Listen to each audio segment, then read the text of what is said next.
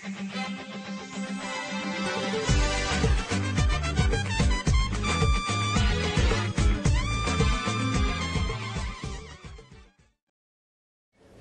ty zany dia le hoe fiarahametana iraisam-pirenena amin'le hoe adina amin'le hoe ako ny manimba ny fiainan'ny vahoaka, ny fiainan'ny zanak'olombelona vokatry ny fiovaovan'ny toetrandro.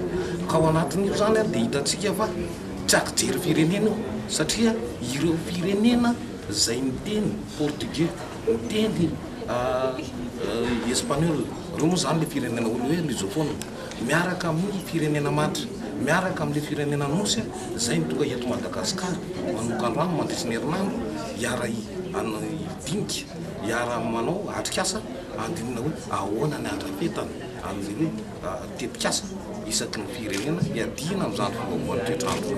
Izy ity moa zany tsy hoe tonga amin'izao satria efa misy amin'le hoe fiarahana ao anatin'le hoe convention cadre zany hoe fifanarahana iraisam-pirenena mifehy fiovaovan'ny toetrandro.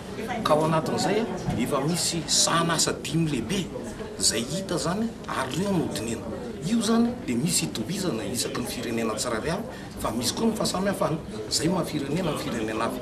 Reo moa zany raha tanyzana dia ny hoe ny fiatrehana, ny fanalefahana, ny fitadiavana ny solabola ary ny fampiakarana ny haitao sy ny hairaha ny fahaiza-manao. Zay zany no isany hoe vaindorara lohahevitra atrehana amin'izao atrikasa. Madagasikara manokana zany raha itsika miteny zao dia efa ao am-pamaranana ny atotan-kevitra izay hoentina hiatrika amin'le hoe fivoriam-be any Paris.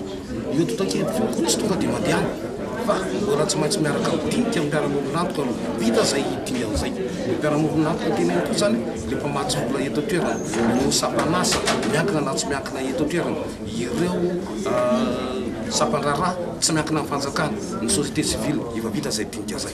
Amin'izao zany mamarana amin'izay ara-teknika an'izay dingana zay dia isany androzan-kevitra ihany koa zany le atrikasa androany io hanatsarana an'le dokumentsika zay ho alefa ato any amin'ny karakara le fivoriam-be any Paris.